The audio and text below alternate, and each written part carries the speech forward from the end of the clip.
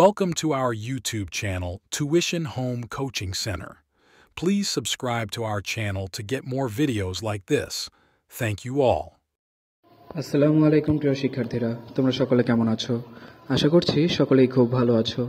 আজ আমরা দেখব অষ্টম শ্রেণীর ইতিহাস ও সামাজিক বিজ্ঞান বিষয়ের পৃষ্ঠা 103 এর অনুসন্ধানী কাজের সমাধান। তোমরা যারা এখনো আমার চ্যানেলটি সাবস্ক্রাইব করোনি তারা চ্যানেলটি সাবস্ক্রাইব করে দিও, তাহলে পরবর্তী পৃষ্ঠার সমাধানগুলো তোমরা এই চ্যানেলে সবার আগে একসাথে পেয়ে যাবে।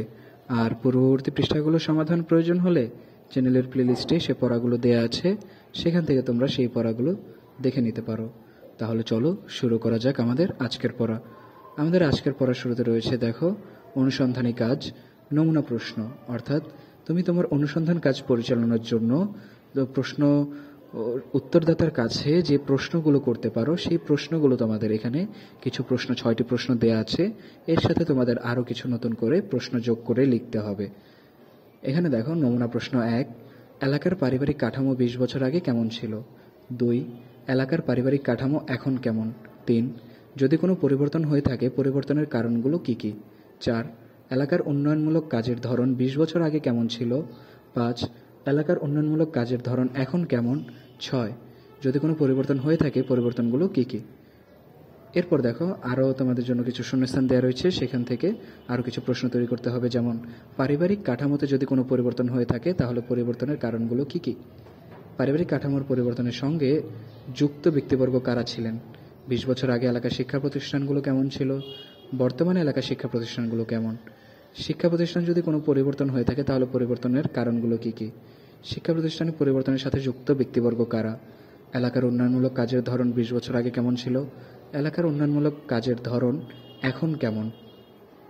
উন্নয়নমূলক কাজে যদি কোনো পরিবর্তন হয়ে থাকে তাহলে পরিবর্তনের কারণগুলো কি কি? এই হলো আমাদের প্রশ্নমালা তৈরি। এরপর দেখো নিচে একটি ছক দেয়া রয়েছে তোমাদের, সেই ছকটি পূরণ করতে হবে। সেই ছকের মধ্যে দেখো রয়েছে এলাকার বয়স্কদের কাছ থেকে তথ্য নিয়ে নিচের চার্টটি পূরণ করে উপস্থাপন করবে। যেমন এখানে রয়েছে এলাকার সামাজিক পরিবর্তন, এলাকার রাজনৈতিক পরিবর্তন, পরিবর্তনে যুক্ত ব্যক্তিবর্গ। প্রথমে আমরা দেখব এলাকার সামাজিক পরিবর্তন। যৌথ পরিবার থেকে একক পরিবারে স্থানান্তর। এলাকার রাজনৈতিক পরিবর্তন, নারীর রাজনৈতিক অংশগ্রহণ নিশ্চিত হয়েছে। পরিবর্তনে যুক্ত ব্যক্তিবর্গ, শিক্ষিত জনসমাজ, স্থানীয় জনগোষ্ঠী। এলাকার সামাজিক পরিবর্তন, জীবিকার সন্ধানে গ্রাম ছেড়ে শহরমুখী হওয়া। এলাকার রাজনৈতিক পরিবর্তন, বর্তমানে রাজনৈতিক প্রতিযোগিতা বৃদ্ধি পেয়েছে। পরিবর্তনে যুক্ত ব্যক্তিবর্গ, এলাকার লোকজন, জনপ্রতিনিধি। এ হলো আমাদের ছকের সমাধান।